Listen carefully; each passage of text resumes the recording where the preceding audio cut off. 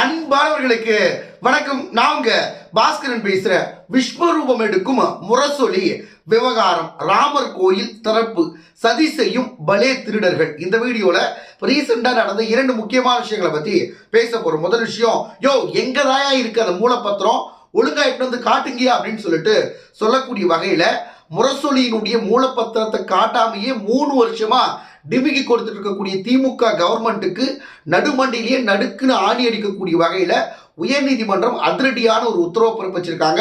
ஒழுங்கு மரியாதையா முரசொலி அந்த நிலத்தினுடைய மூலப்பத்திரத்தை கொண்டு வந்து சமர்ப்பிக்கணும் அப்படின்னு சொல்லிட்டு அதிரடியா உத்தரவும் பிறப்பிச்சிருக்காங்க.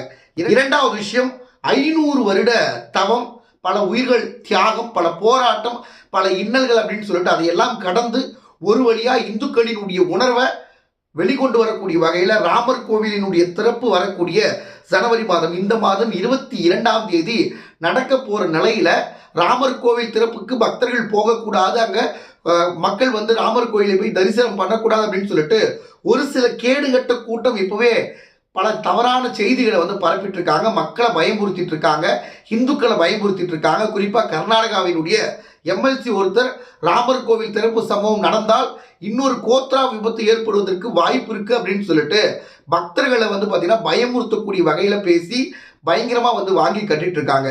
இந்த வீடியோல இந்த 2 விஷயங்கள் சம்பந்தப்பட்ட தகவல்களை கொஞ்சம் சுருக்கமா எக்ஸ்பிளைன் பண்றேன்.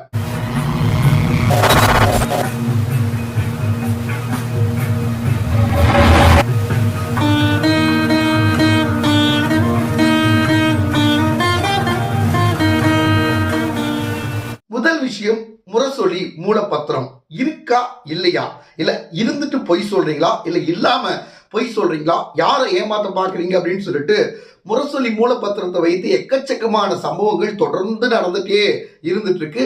ஆனா இன்ன வரைக்கும் நம்ம ஆளுங்க வந்து பாருங்க, இந்தாப்பா இதுதான் முரசொலியினுடைய மூலப்பத்திரம் அப்படின்னு சொல்லிட்டு வெளியில காட்டாமையே பல வழிகளில் டிமிக்கியும் கொடுத்துட்டு இருக்காங்க. இந்த வகையில முரசொலி அந்த இடத்தினுடைய மூலப்பத்திரத்தை நீங்க ஒழுங்கு மரியாதையா உயர்நீதிமன்றத்தில் தாக்கல் பண்ணணும் அப்படின்னு சொல்லிட்டு உத்தரவு வந்து பிறப்பிச்சிருக்காங்க. அதாவது சென்னை கோடம்பாக்கத்தில் இருக்கக்கூடிய முரசொலி அலுவலகம் ஆதி திராவிட சமூகத்திற்காக ஒதுக்கப்பட்ட பஞ்சமி நிலத்தில் அமைந்திருக்கு அப்படின்னு சொல்லிட்டு பாஜகவினுடைய பிரமுகர் சீனிவாசன் தேசிய ஆதி திராவிட மற்றும் பழங்குடி ஆணையத்தில் புகார் கொடுத்திருந்தார். எப்ப கொடுத்தார் அப்படின்னு சொல்லிட்டு கேட்டீங்கன்னா, சரியா 2019 இந்த புகாரை கொடுக்கிறாரு.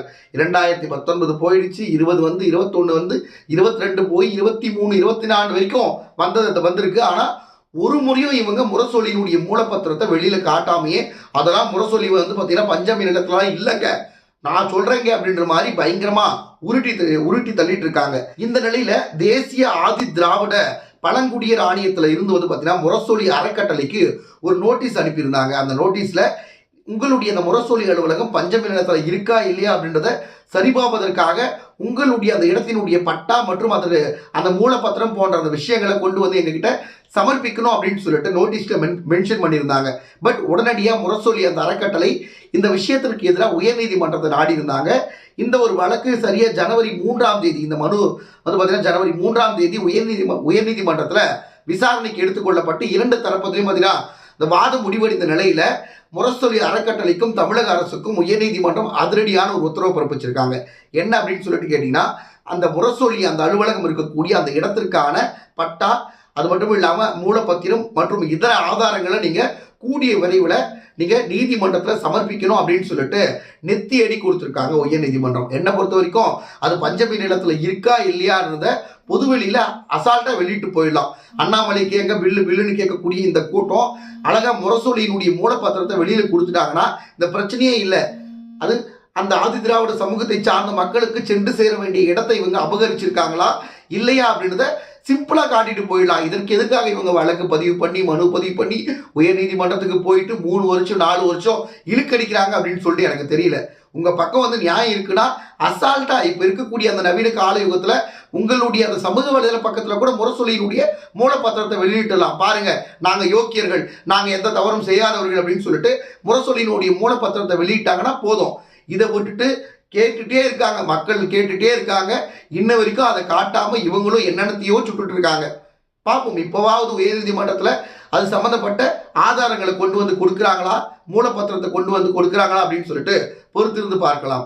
இரண்டாவது விஷயம், ராமர் கோவில் திறப்பு. 500 வருட போராட்டம், பல உயிர் தியாகம், பல போராட்டங்கள், பல இன்னல்கள் அப்படின்னு சொல்லிட்டு சொல்ல முடியாத அளவிற்கான பல சம்பவங்கள் அரங்கேறி இருந்த நிலையில ஒரு வழியா ஜனவரி 22ஆம் தேதி ராமர் கோவில் திறப்பு அந்த விழா வந்து நடக்க போது சரியா 12:45 மணி அளவுல குழந்தை ராமர் அந்த சிலைக்கு நம்முடைய பாரத பிரதமர் அவர்கள் பிரதிஷ்டை செய்து வைத்து அந்த கோவிலை வந்து கோயிலுடைய கருவறையை வந்து திறந்து வைக்க போறாரு. எக்கச்சக்கமான பிரபலங்கள் போய் கலந்துக்க போறாங்க, பொதுமக்கள் போறாங்க. அங்க பொதுமக்கள் போவதற்கான ரயில் எல்லாம் வந்து பார்த்தீங்கன்னா ஏற்கனவே முன்பதிவு செய்யப்பட்டு ஃப்ரீயா இங்கிருந்து ரயில்லாம் விட்டுருக்காங்க. இந்த ஒரு நிலையில அந்த ஒரு நிகழ்வை தடுக்கணும், அதை வந்து எப்படியாவது மக்கள் மத்தியில ஒரு வேற விதமாக காட்டணும் அப்படின்னு சொல்லிட்டு ஒரு சில கேவலமான இழிப்பிறவிகள் அதற்கான ஒரு கேவலமான வேலைகளில் ஈடுபட்டு இருக்காங்க. இந்த நிலையில இதை அப்படியே அப்பட்டமா வெளிக்கொண்டு வரக்கூடிய வகையில கர்நாடகாவினுடைய காங்கிரஸ் எம்எல்சி ஒருத்தர் ஒரு அறிக்கையை வந்து வெளியிட்டிருக்காரு. குறிப்பா அந்த அறிக்கையில என்ன அவர் மென்ஷன் பண்ணியிருக்காரு அப்படின்னு சொல்லிட்டு கேட்டீங்கன்னா, கர்நாடக அரசு விழிப்புடன் இருக்க வேண்டும். குஜராத்தில் பாபர் மசூதி இடிப்பதற்காக சென்ற கரசேவர்களினுடைய ரயில் பெட்டி எரிக்கப்பட்டது போன்ற மற்றொரு சம்பவம் அயோத்தி கோவில் திறப்பு விழாவில் அரங்கேறுவதற்கான வாய்ப்புகள் வந்து இருக்கு. எனவே கர்நாடகாவில் அசம்பாவித சம்பவங்களுக்கு இடமளிக்க கூடாது, அயோத்திக்கு செல்லக்கூடிய அந்த பக்தர்களுக்கான ஏற்பாடுகளை செய்யணும் அப்படின்னு சொல்லிட்டு என்ன சொல்றது, இந்த வாழைப்பழத்தில் ஊசி ஏற்றுற மாதிரி அயோத்திக்கு நீங்க போகாதீங்க, அங்க போனீங்கன்னா உங்களுடைய அந்த ரயில் பெட்டி வந்து எரிக்கப்படும் அப்படின்றத ஒளிவு மறைவா சொல்லியிருக்காப்புல கர்நாடகாவினுடைய எம்எல்சி. அது மட்டும் இல்லாம அங்க வந்து பாத்தீங்கன்னா பாஜகவினுடைய தலைவர்கள் இது போன்ற சம்பவத்தில் ஈடுபடுவதற்கு தூண்டி விடுவாங்க, அதனால வெளிப்படையா நான் இதை சொல்ல முடியாது, இது போன்ற செயல்பாடுகள் அந்த கட்சிக்கு புதியதல்ல, அவர்களால் எதையும் செய்ய முடியும். எனவே அயோத்திக்கு வருகை தரக்கூடிய மக்களை வந்து நம்ம பாதுகாக்கக்கூடிய வகையில முன்னெச்சரிக்கை நடவடிக்கையில் ஈடுபடணும் அப்படின்னு சொல்லிட்டோம்.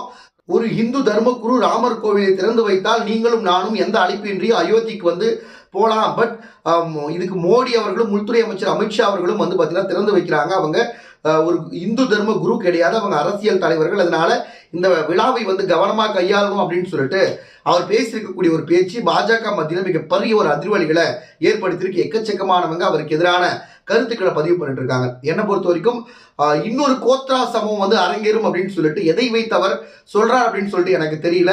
கண்டிப்பா இந்த ஒரு நபரை வந்து பார்த்தீங்கன்னா அந்த சிபிஐ வந்து இவரை வந்து விசாரிக்கணும். ஏன்னா இது போன்ற சம்பவங்களை அரங்கேற்றுவதற்கான வேலைகளில் இவங்களை போன்ற ஒரு குழு வந்து ஈடுபட்டு இருக்காங்களா அப்படின்றத நம்ம முதல்ல வந்து மக்களுக்கு வெளிப்படுத்தி காட்டணும். அது போல அயோத்திக்கு செல்லக்கூடிய பக்தர்களினுடைய மனசுல மிகப்பெரிய ஒரு அச்சத்தை வந்து இவங்க ஏற்படுத்துறாங்களா அப்படின்ற ஒரு கேள்வியும் எனக்குள்ள எழுது. இவ்வளவு பெரிய போராட்டத்துக்கு பிறகு ஒரு கோவில் வந்து திறப்பு ஏற்பாடு செய்யப்பட்டிருக்கு. இந்த நிலையில நீங்க அங்க போனீங்கன்னா உங்களுடைய ரயில் பெட்டியே எரிக்கப்படும் அப்படின்ற மாதிரிலாம் அவர் பேசியிருக்கிறது எக்கச்சக்கமான உள்ளர்த்தத்தோடு அவர் பேசியிருக்காரு அப்படின்னு சொல்லிட்டு நான் நினைக்கிறேன். இங்க இருக்கக்கூடிய பக்தர்கள் வந்து ராமர் கோயிலுக்கு போகும்போது நீங்க உஷாரா போங்கன்னு சொல்ல வரல அவர். நீங்க போனீங்கன்னா எரிக்கப்படும், இன்னொரு கோத்ரா சம்பவம் அரங்கேறும் அப்படின்னு தான் சொல்ல வராரு. அதனால இவரை வந்து வைத்து தீர விசாரிக்கணும். அதே போல ராமர் கோவிலுக்கு செல்லக்கூடிய பக்தர்களுக்கு சரியான பாதுகாப்பு வந்து பார்த்தீங்கன்னா கொடுத்தே தீர வேண்டும். அவங்களுடைய மக்கள் மனதில் மிகப்பெரிய அச்சத்தை ஏற்படுத்துவதற்காகவும் ராம பக்தர்கள் மனதில் மிகப்பெரிய ஒரு அச்சத்தை ஏற்படுத்துவதற்காகவும் இந்த இருக்கக்கூடிய ஒரு சில கேவலமான குழுக்கள் வந்து சதி பண்ணிட்டு இருக்காங்க. அதனால மத்திய அரசு இது போன்ற கேவலமான அந்த துரோகிகளுக்கு சரியான பாடத்தை வந்து புகட்டி ஆக வேண்டும்.